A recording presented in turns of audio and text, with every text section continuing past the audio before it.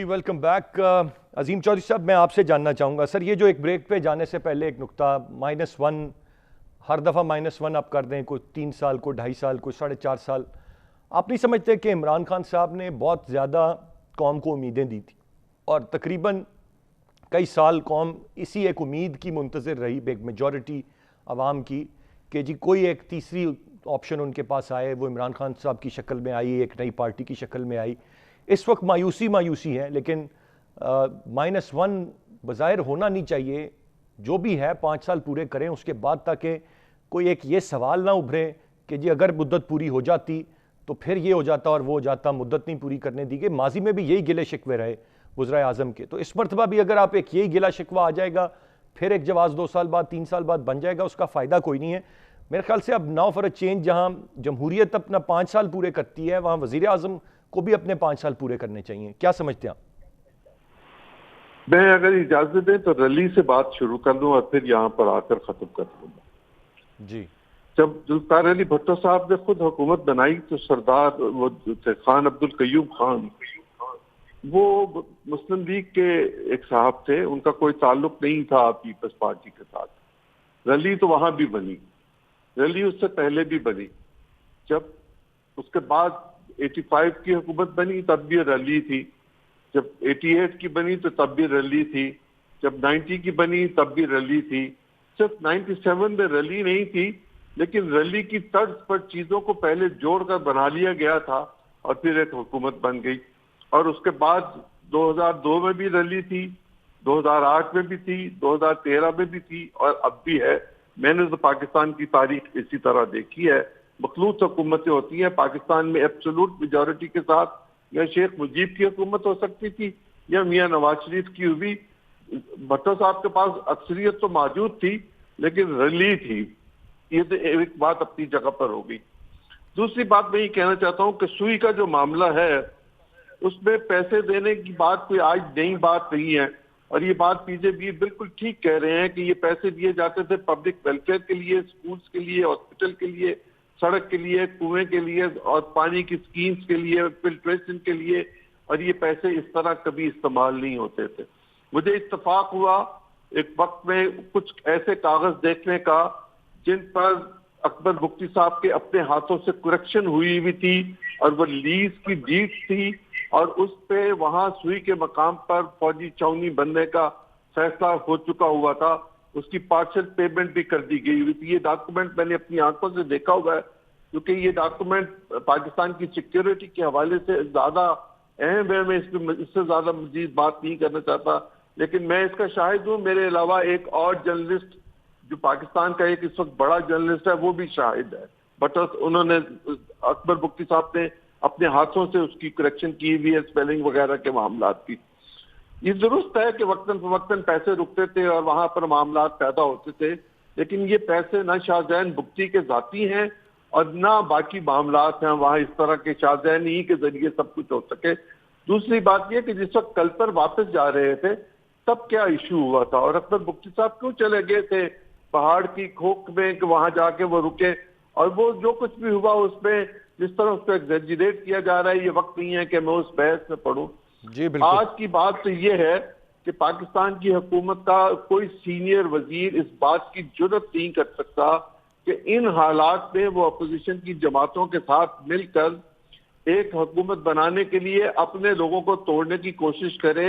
वो तो फौरी तौर पर सीट हो जाएगा इसी कॉन्स्टिट्यूशन के तहत, जिसके कॉन्स्टिट्यूशन की हम सरबुलंदी के लिए जमीन आसमान के किलाबे मिलाना चाहते हैं, बावजूद इसके कि पाकिस्तान के किलाबे ना बचे।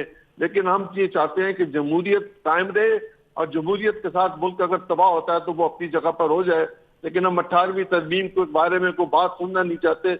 ऐसे जैसे मुझे चॉइस साहब एक बात बताएं, तहरीक अदम एतमाद अगर लेकर आती है ऑपोजिशन और उसमें कौन कहां वोट डाल रहा है, हु नोज दैट?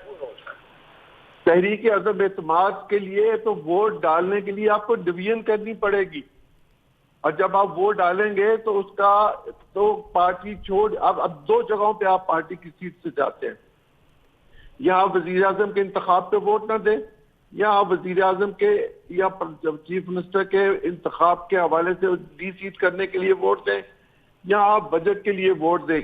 यही दो सूरतें हैं, एक इंतखाब और दूसरा बजट। कि आप इन पर वोट ना दें तो आप डी सीट हो सकते हैं, बाकी किसी चीज पे आपको डी सीट नहीं किया जा सकता। ये तो कॉन्स्टिट्यूशनल मामला है, तो सब लोग पढ़े लिखे हैं, हम कॉन्स्टिट्यूशन खोलें और पढ़ के देख लें कि ये ऐसा ही है। तो ये नहीं हो सकता। क्या शाह महमूद गया होगा जो कोरोना में इस वक्त मुब्तला है? क्या असद उमर गया होगा जो डिप्टी प्राइम मिनिस्टर के तौर पर काम कर रहा है? कौन गया होगा? मेरी अक्ल काम नहीं करती। ये मेरी बात मुझे मेरे इल्म में है कि बिलावल भुट्टो और नून के दरमियान इस बात पर गुफ्तगू हो रही है कि इस तरह की एक अटेम्प्ट की जाए। ये बात मैं जाती तौर पर जानता हूँ और पूरी जिम्मेदारी से कर रहा हूँ कि पीपल्स पार्टी और नून इस बात की कोशिश कर रहे हैं। क्या नून के सारे लोग वोट दे देंगे? ये नून के लोगों आपको बेहतर बता सकते हैं, शायद वो सारे लोग वोट ना दें। हुकूमत 5 साल अपने पूरे करेगी, जिसका जी चाहे जो करके देख ले। ये असेंबली भी रहेगी और ये कुछ भी नहीं होगा। मुल्क के मुआशी हालात में कोई जिम्मेदार शख्स इन हालात में पाकिस्तान का प्राइम मिनिस्टर बन के अपने लिए कोई नया कुआं नहीं खोदना चाहता जिसमें वो गिर जाए और उसको कोई निकाल ही न सके और उसकी पॉलिटिकल पार्टी के भी फर्क से उड़ जाए। जो मौजूदा सूरत हाल है, इसमें जिस शख्स ने इस बात का फैसला कर रखा हुआ है कि मैं इन चीजों को ठीक करने की कोशिश कर सकूंगा और करूंगा, क्या वो कर सकेगा कि नहीं कर सकेगा? बज़ाहिर नजर आता है कि नहीं हो सकेगा। ये बहुत मुश्किल टास्क है। इसके लिए मजीद 5 साल चाहिए होंगे। क्या कौम उनको 5 साल और देगी कि नहीं देगी, मैं इस बात को नहीं जानता। लेकिन इस तरह जिस तरह एफबीआर के चेयरमैन बदले जा रहे हैं, जिस तरह सेक्रेटरीज बदले जा रहे हैं, जिस तरह पाकिस्तान के मामला को चलाने की कोशिश की जा रही है, जिस तरह गवर्नेंस का बेड़ा गर्क हो चुका हुआ है, ऐसे हालात में बहुत मुश्किल नजर आता है।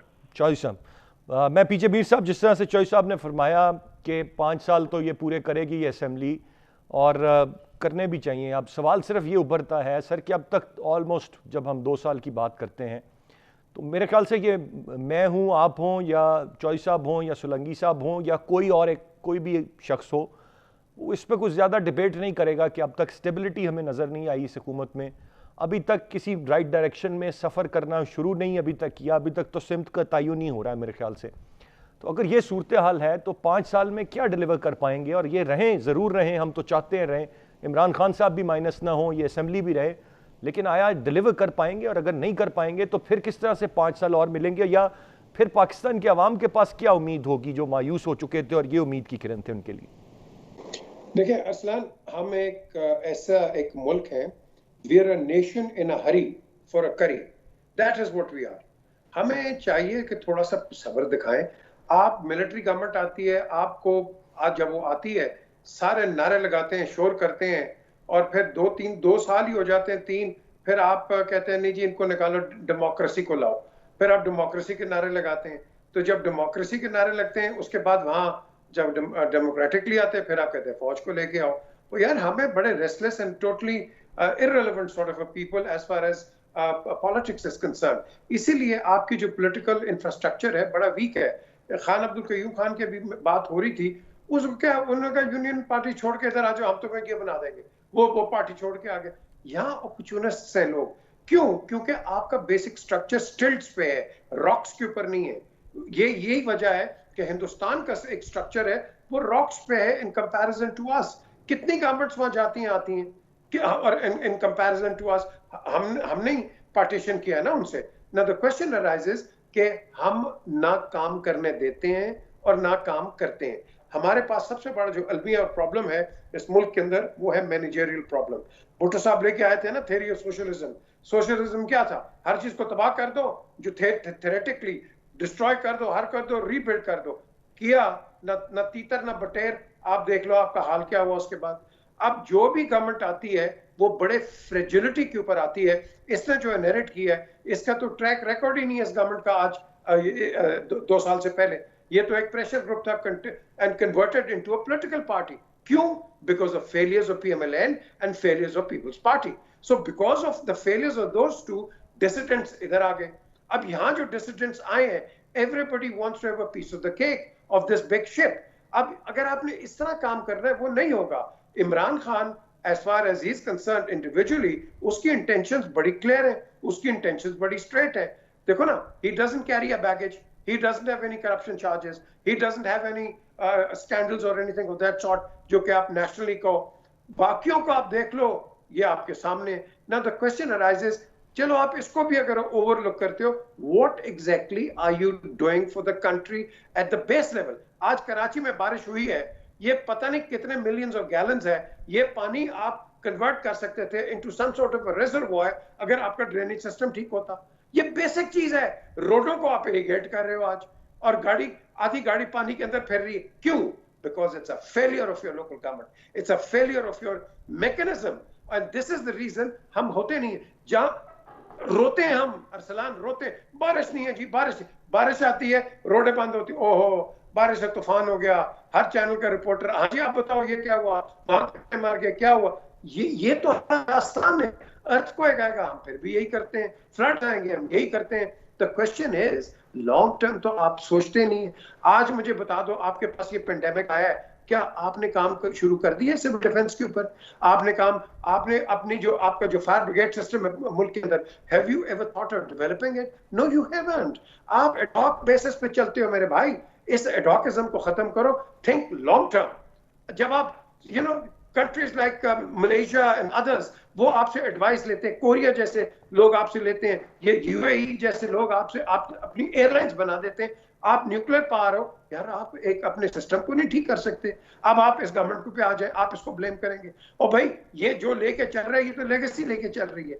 अब इस लेगेसी को इतनी आपकी लीगल इम्प्लीकेशंस हैं कि आप उसको ठीक ही नहीं कर सकते। आधी सी पॉलिटिकल इंफ्रास्ट्रक्चर नैब में घुसी हुई है, और दूसरी है वो चार्जेस पे बैठी हुई है। तो द क्वेश्चन है कि हम कर क्या रहे हैं अपने साथ? This is the big question, and the only way to resolve it is कि आपका मैनेजर जो है, he ought to be held responsible, because इस मुल्क के अंदर एक चीज जो लैकिंग है, delegation of authority from a PM to the prime minister. आप डेलीगेशन ऑफ अथॉरिटी दे एंड गेट रिजल्ट्स। हर बंदा एक काम कर रहा है। सेंटर के अंदर आप देख लो, हम एक्सपेक्ट कर रहे हैं प्राइम मिनिस्टर, आप प्रोविंसेस में चले जाओ, हम एक्सपेक्ट कर रहे हैं चीफ मिनिस्टर। और भाई ये वुज़रा किस चीज के लिए, ये किस लिए बनाए हैं? ठीक है, सब ने अपना अपना रोल प्ले करना है। पीजे मीर साहब राइटली सेड, और रोल प्ले करेंगे तो तभी डिलीवर होगा। मैं आगे बढ़ते हुए बुर्ता सोलंकी साहब आपसे जानना चाहूँगा, इस वक्त सर जो एक खबर का हवाला दिया, हमारे इंतहाई बाखबर और सीनियर सहाफ़ी हैं, उनकी ये खबर है जिसमें वो नाम लिए बगैर एक वज़ीर की बात कर रहे हैं। मैं आपसे जानना चाहूँगा, आपके ज़राए क्या बता रहे हैं, इस वक्त अपोजिशन में क्या चल रहा है? चौधरी साहब ने भी एक चीज़ का तस्करा किया, अगर किसी वज़ीर ने रब्ता किया या नहीं किया, लेकिन अपोजिशन वेट एंड सी की बात कर रही है, शरीफ बरादरान की ऐसी ही राय है। अपोजिशन में इस वक्त क्या चल रहा है? क्या सिर्फ अभी फिलवक्त वो इस पेंडेमिक के गुजरने का इंतज़ार कर रहे हैं और फिर चार्ज अप होंगे, या चार्ज अप शायद होना शुरू कर दिया, क्योंकि फजल रहमान साहब के बयानात, खाकान अब्बासी साहब के बयानात, ख्वाजा आसिफ साहब की धुआंधार तकारीर, ये तमाम तर चीज़ें क्या पैगाम देती हैं कि अब अपोजिशन भी वेट एंड सी की पॉलिसी से निकल रही है और आगे बढ़ना चाहती है, या वो बैठ के आराम से हाथ पे हाथ रख के इनको फ्लॉप होता देखेंगे? देखिए, मुझे ये पता है कि जब भी अदम एतमाद की तहरीक होगी तो उस वक्त जो पीटीआई के जो अरकान कौमी असम्बली हैं वो अपने वज़ीर आज़म के ख़िलाफ़ वोट नहीं दे सकते। जो फ्लोर क्रॉसिंग के जो कवानीन हैं उसके तहत ये मुमकिन नहीं है, और जो लोग ऐसा करेंगे वो अपनी निशिस्त से महरूम हो जाएंगे। अच्छा, ये तो बात आपने बिल्कुल, ये चॉइस साहब ने भी कह दी थी, आपने सोलंकी साहब बिल्कुल दुरुस्त फरमाई। एक सिर्फ नुक्ता ले लें, जो इत्तेहादी हैं उन पे तो कोई पाबंदी नहीं है ना कि उन्होंने इमरान खान साहब को वोट देना। मैं यही कहने वाला था कि ये हुकूमत जो है अपनी जमात की जो अरकान है उसकी ताकत पे नहीं खड़ी, ये खड़ी है उन भांत भांत के जो इत्तेहादी हैं, एमक्यूएम है, बलूचिस्तान अवामी पार्टी है, जीडीए है, चौधरी हैं, बीएनपी वाले थे जो कि निकल गए, और ये जो बलूचिस्तान जमहूरी पार्टी, कुछ आज़ाद अरकान। तो इस तरह के जो मांगे टांगे की सरकार है उन पर कोई पाबंदी नहीं है। तो जब भी ऐसे हालात पैदा होते हैं कि जिसमें कोई हुकूमत डिलीवर नहीं कर पाती, या कहीं से किसी ने आंख मारी है, कहीं से कोई सब्ज बत्ती दिखाई देती है, तो फिर ये कोई बहुत लंबी चौड़ी कहानी नहीं है फिर उस हुकूमत का गिरना। लेकिन ये मैं पहले ही से मैं आपको बता चुका हूं कि न मुस्लिम लीग नून न पीपल्स पार्टी किसी अदम एतमाद की तहरीक के नतीजे में हुकूमत में, किसी कौमी हुकूमत में, किसी अबूरी हुकूमत में हिस्सेदार बनने के लिए तैयार नहीं है। उनका बयानिया यही है कि जो लोग इनको लाए हैं वो अब इसको भुगतें। अगर कोई तब्दीली आती है तो वो अंदर से ही आएगी। वो इत्तेहादी अगर छोड़ेंगे, अगर एतमाद की तहरीक होती है तो उसके नतीजे में फिर लीडर ऑफ द हाउस कोई नया इलेक्ट होगा। कौन होगा मुझे नहीं मालूम। जहां तक इस तरीके से हटाए जाने का तरीका है, जैसे कि गिलानी को निकाला गया, जैसे कि नवाज शरीफ को निकाला गया, इस तरह के इम्कानात मुझे नजर नहीं आते हैं। पार्लियामान के थ्रू किसी का वजीर आजम का हटाया जाना ऐन आईनी तरीका है, न इसकी मुखालफत की जा सकती है।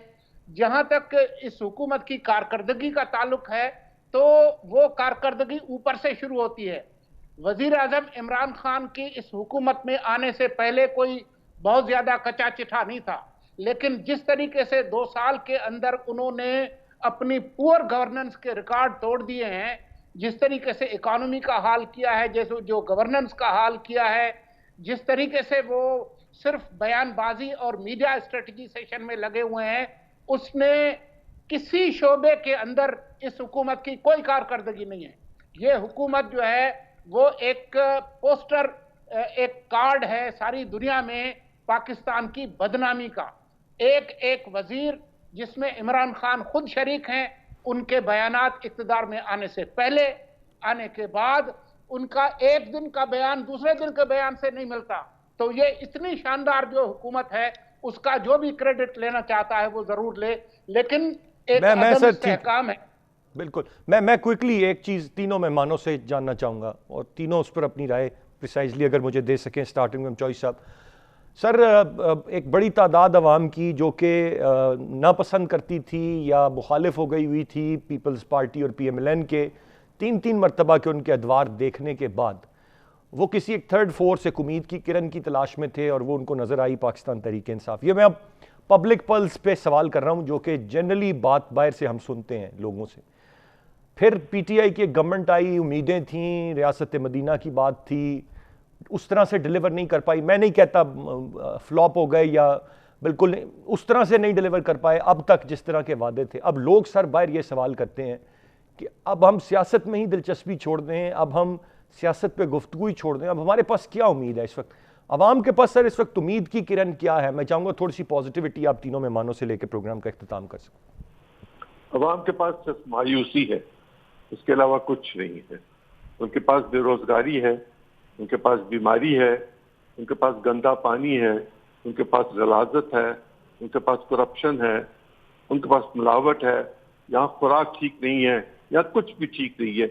इस तरह की जैसे यहाँ खुराक मिलती है, बरतानिया में कोई बेच के दिखाए उसके साथ क्या होगा, विजय मीर मुझसे बहुत बेहतर आपको बता सकते हैं कि उसके साथ वहाँ क्या होगा। पाकिस्तान में इस वक्त नई पॉलिटिकल पार्टी बनने का इम्कान मौजूद नहीं है। उसकी वजह यह है कि पाकिस्तान की पॉलिटिक्स ऐसे दोराहे पर खड़ी है, एक तरफ तबाही है और दूसरी तरफ खुदकुशी है।